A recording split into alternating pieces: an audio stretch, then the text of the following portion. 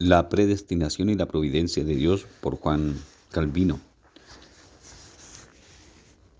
Capítulo número 5, segunda parte, argumentos bíblicos. Depende de la misericordia de Dios. El apóstol pasa prontamente a deducir lo que por necesidad se sigue de la previa declaración de Dios a Moisés, que no depende del que quiere ni del que corre, sino de Dios que tiene misericordia. Romanos capítulo 9, versículo 16. Pues si la salvación de los hombres depende de la misericordia de Dios solamente, y si Dios no salva sino a aquellos a quienes elige por su beneplácito secreto, no puede haber absolutamente nada que los hombres puedan hacer, querer o determinar en el punto de la salvación. Vigio explica este caso solemne de esta manera, que la salvación no se debe a ningún esfuerzo nuestro ni a ninguna obra nuestra. Por esta razón, porque Dios libremente nos llama a esa salvación. Se solaza con sus opiniones sintiéndose muy seguro, imaginando que puede con una palabra suya dar al traste en un instante con la doctrina del apóstol. Mientras que Pablo llega a su conclusión de esta manera: porque Dios elige a aquellos a quienes salva, pues que así le ha placido, y no porque en sus vidas haya obras diferentes de las obras y vidas de los demás. Por lo tanto, no depende del que quiere ni del que corre, sino de Dios que tiene misericordia, haciendo de este modo que el todo gire alrededor de la gracia de Dios solamente. Pero Pigio cree que ha escapado impunemente diciendo que la gracia se extiende a todos, cuando por el contrario nadie es acreedor de ella. Y cuando dice que los que el Señor haya dispuestos y obedientes a Él vienen a ser partícipes de la gracia, se ve por fin obligado a recurrir a este reconocimiento que tanto el querer como el correr son de provecho, pero ya que no bastan por sí mismos. El triunfo ciertamente ha de concederse a la misericordia de Dios. Todos estos absurdos, el mismo Agustín los refuta admirablemente. Si Moisés, por lo tanto, dice, no depende del que quiere ni del que corre, sino de Dios que tiene misericordia, porque procede de ambos, es decir, tanto de la voluntad humana como de la misericordia de Dios, esto es lo mismo que decir, la voluntad del hombre sola no es suficiente, a menos que la misericordia de Dios se le añada, ni tampoco lo es la misericordia sola de Dios sin la añadidura de la voluntad humana. Además, si ningún cristiano se atreve a decir, no es de Dios que tiene misericordia, sino del hombre que así lo quiere, síguese evidentemente que debemos entender que no es del que quiere ni del que corre, a fin de que toda la gloria se le atribuya a Dios, pues Él es quien prepara la voluntad del hombre, tornándola buena para auxiliarla y la auxilia cuando está así preparada.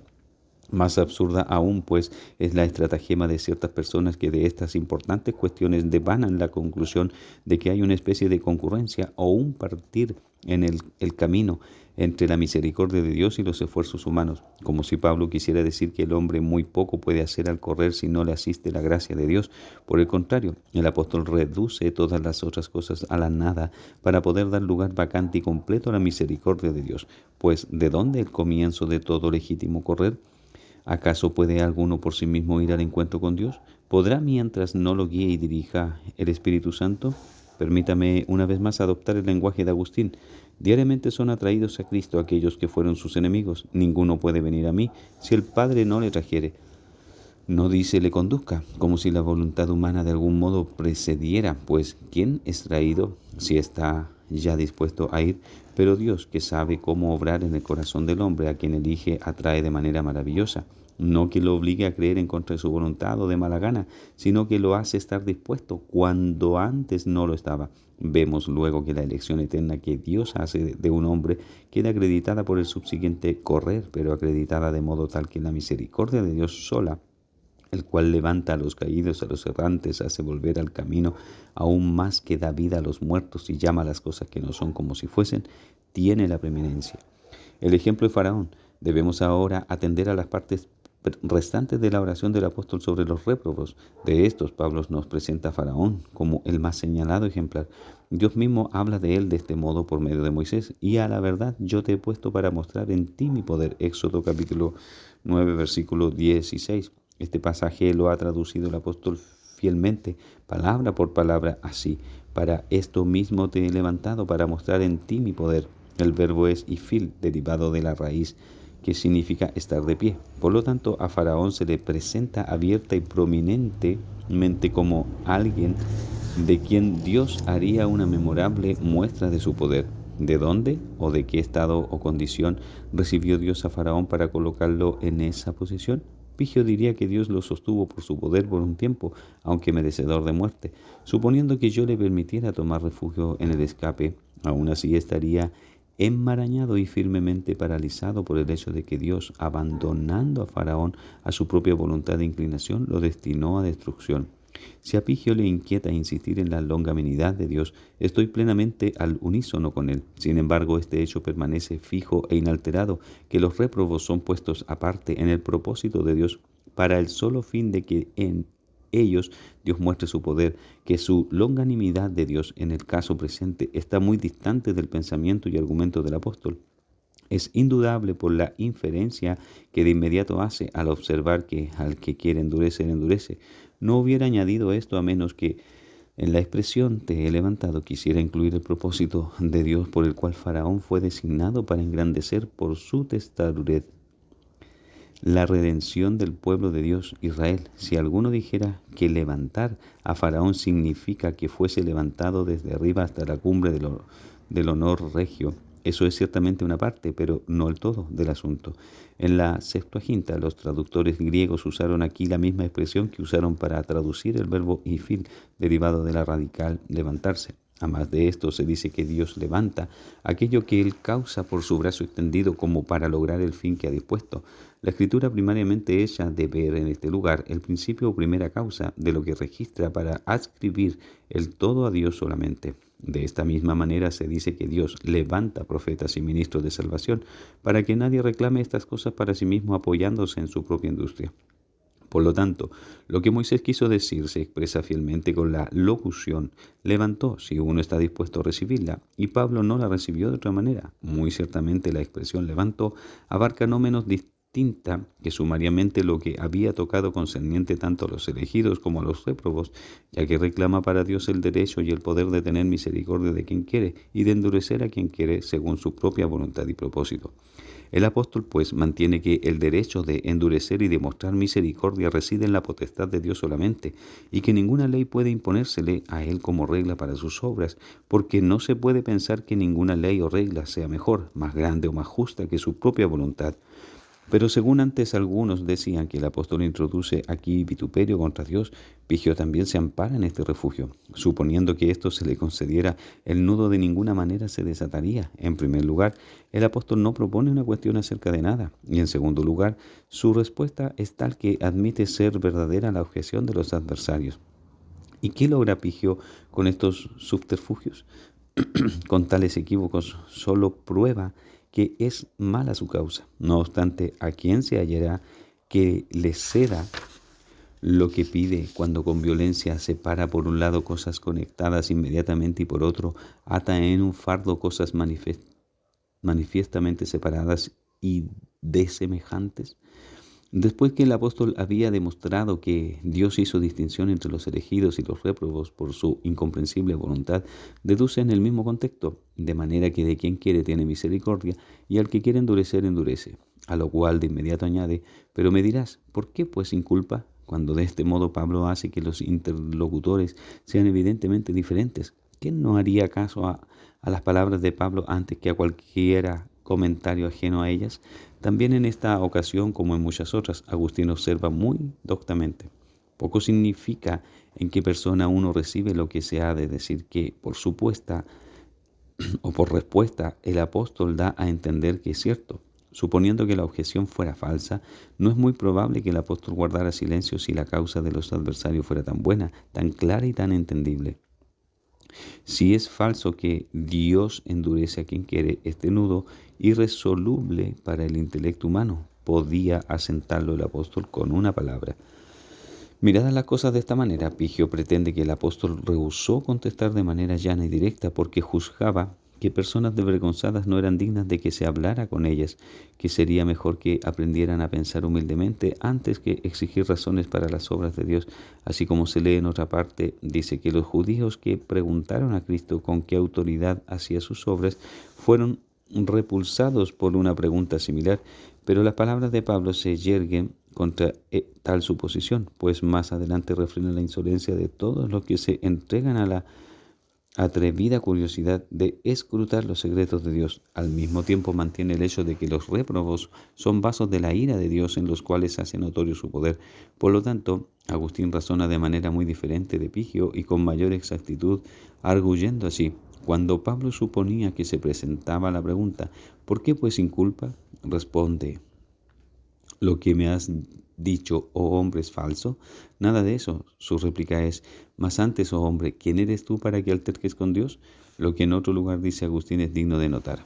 Pablo no corta el discurso de los adversarios con una severa reprensión cuando contienden con Dios con profana petulancia, como si la justicia de Dios tuviera necesidad de una defensa solemne, sino que se expresa del modo que juzgó más propio. Ciertas personas necias consideran que la respuesta del apóstol falló en esta ocasión y que, no teniendo razón que presentar, meramente se limitó a reprimir la audacia de los oponentes. Sin embargo, las palabras del apóstol poseen un peso inconcebible.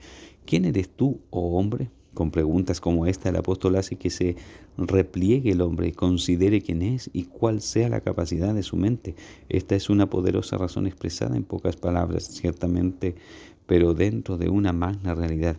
Pues ¿quién que no entienda esta demanda del apóstol podrá replicar a Dios? ¿Y quién que lo entienda podrá hallar algo que replicar? Por lo cual dice Agustín en otra parte: si estos argumentos de Pablo son de alguna sustancia para nosotros, escuchemos con gravedad al apóstol cuando se dirige directamente a nosotros, de inmediato en aquellas capitales palabras: ¿quién eres tú, oh hombre?, etcétera. Pues aunque Dios no creó los pecados de los hombres, ¿quién sino Dios creó las naturalezas de los hombres? Naturalezas que son en sí mismas indudablemente buenas, pero que de las cuales males y pecados estaban destinados a proceder de acuerdo con el beneplácito de su voluntad, y en muchos pecados tales que merecían castigo eterno. Si se preguntara por qué creó Dios tales naturalezas, la respuesta es: porque determinó crearlas, porque lo determinó así. ¿Quién eres tú, oh hombre, para que alterques con Dios? Si vanos discutidores tienen algo más que decir, mirad, aquí se le otorga una razón al hombre, una razón que le es suficiente, y todo lo que se le debe, si de veras desea recibir aún esto aquel que está inclinado a contender por la libertad de su propia voluntad, mientras está bajo el yugo de su propia flaqueza. Pero si alguno todavía lo carcome un deseo depravado de porfiar con Dios, que el tal, dice Agustín, hable y escuche como le cuadra a un hombre. ¿Quién eres tú, oh hombre? Pero que escuche y no desprecie. Y si es despreciador, que se considere endurecido por Dios para poder despreciar. Pero si no desprecia, que crea entonces que Dios lo capacita y ayuda a no despreciar. Pero que aquel crea que es endurecido según lo merece, y este que es socorrido conforme a la gracia, y cuál sea el merecido del hombre. Agustín lo demostró en estas palabras: todo pecador es inexcusable, ya sea por su pecado original y naturaleza pecadora, o por el acto adicional de su propia voluntad, supiera o no que pecaba, tuviera o no juicio de lo que es recto.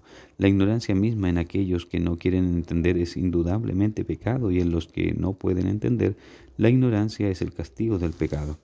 El alfarero y el barro. Depongamos ahora la ayuda del testimonio de Agustín. Ponderad conmigo, lectores, este importantísimo asunto por sí mismo. Comparando Pablo al hombre con Dios, como lo hace aquí, indica que el consejo de Dios al elegir y al reprobar a los hombres es sin duda más profundo y más recóndito de lo que el entendimiento humano puede penetrar, por lo cual, oh hombre, considera como te lo aconseja el apóstol, quién y qué eres, y concede a Dios más que la medida y alcance de tu propia naturaleza. Pero supongamos que demos lugar por un momento al filosofismo de Pigio, que la condición de todos los hombres es igual, excepto en aquellos que se privan a sí mismos de la vida eterna, quienes a pesar de eso fueron elegidos como los demás. ¿Qué habría aquí oscuro o de difícil solución? ¿Qué habría en el sentido común no pudiera admitir?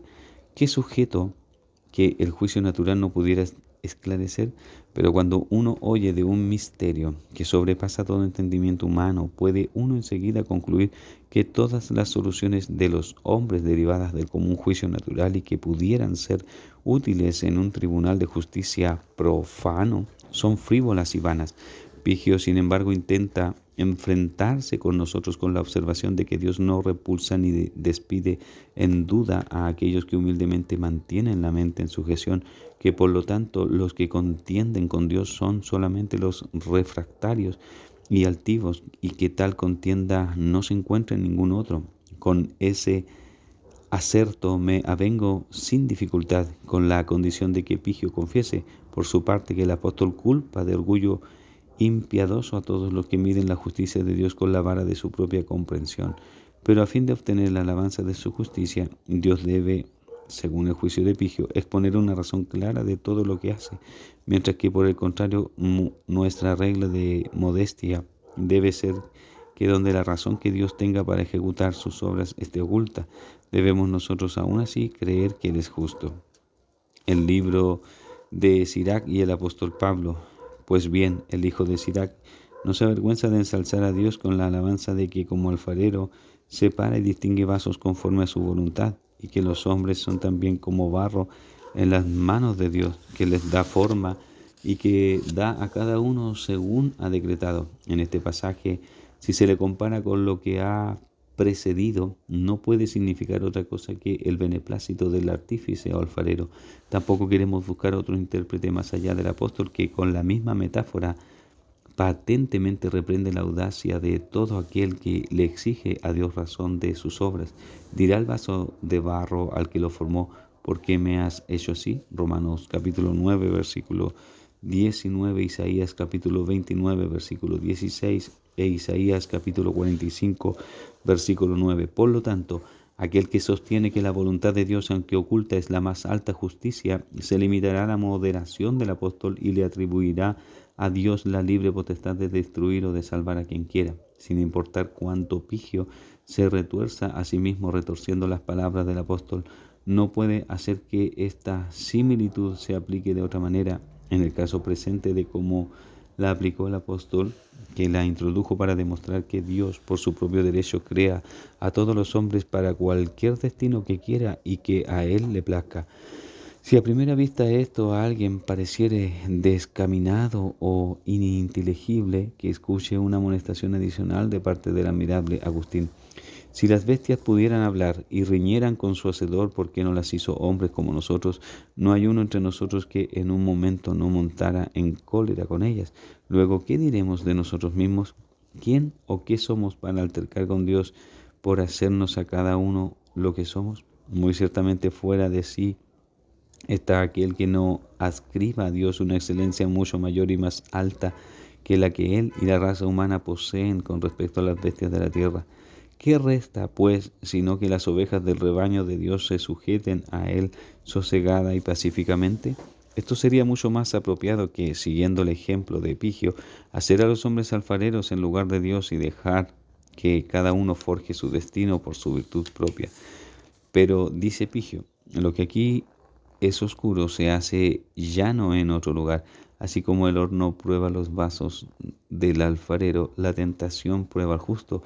Esto es cierto, pero a partir de esto concluye que, por lo tanto, si un justo ha de ser constante en la fe y en la piedad, será un vaso para honra, pero si falla por falta de valor y constancia, será un vaso para deshonra. Y dado que, según lo que dice cada uno por su propia voluntad y asistido por la gracia divina, la cual es común, dice, a todos los hombres y preparada para todos, a la larga persevera, concluye que somos hechos vasos para honor por nuestra invencible fortitud. No voy a detenerme a observar cuán absurdamente Pigio confunde aquí dos cosas enteramente diferentes: la formación del vaso y la prueba del vaso ya formado. Solo diré que el hecho de que Dios ponga a prueba a su pueblo por diversas aflicciones y tentaciones no altera en absoluto la predestinación, ni interfiere con ella por su voluntad y consejo eterno antes de que nacieran, ni tampoco altera el que los haya formado desde la eternidad,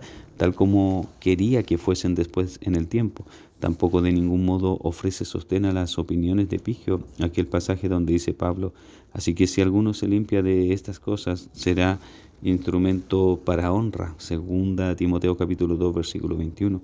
Diciendo esto, Pablo no demuestra la manera en que los hombres desembarazados y purgados de su inmundicia son hechos vasos para honra, sino como los fieles que ya son elegidos y llamados, son adaptados para los usos puros de Dios. Ahora observen cuán exacta es la armonía entre el pensamiento de Pigio y el del apóstol. Estas son las palabras de Pigio. Lo que aquí resulta oscuro en el apóstol, en otro lugar lo expresa llanamente. Porque y cómo es que Dios hace unos vasos para honra y no otros. Así pues, a fin de que Jacob pudiera ser un vaso de misericordia, su alma se había purificado a sí misma, por cuya razón merecidamente fue hecho vaso para honor. Y fue así que Dios, previendo y respetando esta purificación propia, amó y eligió al patriarca antes de que naciera. Eso dice Pigio. Ahora escuchemos a Pablo que, al contrario, cuando exhorta a los fieles a purificarse a sí mismos a fin de poner un fundamento para esta doctrina, lo prologa diciendo: conoce el Señor a los que son suyos. Segunda de Timoteo capítulo 2, versículo 19. De la misma manera, en otro lugar exhorta al pueblo de Dios a la santidad, arguyendo: porque somos hechura suya, creados para buenas obras, las cuales Dios preparó de antemano para que anduviésemos en ellas. Efesios capítulo 2, versículo 10. Pablo, por lo tanto, con mente sobria, se gloría de ser un perito arquitecto y pone el fundamento de toda salvación en la gracia libre de Dios solamente. Pigio, sin embargo, comienza su edificio desde la superficie rasa de la tierra sin ningún fundamento. El profeta Jeremías, igualmente, al tratar del pasaje de Jeremías 19:11, gasta multitud de palabras en vano. En ese pasaje el profeta no describe el origen de nuestra formación, sino que afirma y mantiene el legítimo poder de Dios de quebrar y destruir vasos ya formados y acabados. El pensamiento y la intención del apóstol, por lo tanto, al usar esta similitud, deben observarse con cuidado y sostenerse firmemente que Dios, hacedor de los hombres, forma de la misma masa que tiene en las manos un vaso u hombre para honra y otro para deshonra, según su voluntad soberana y absoluta. Libremente escoge para vida a algunos que aún no han nacido, dejando a otros a su propia destrucción que todos indistintamente merecen. Y cuando Pigio sostiene que la elección que Dios hace de gracia no tiene relación ni enlace con su aversión hacia los réprobos, yo sostengo que la relación y el enlace son verdaderos, puesto que la justa severidad de Dios corresponde en causa igual y común a aquel amor voluntario con que abraza a sus elegidos.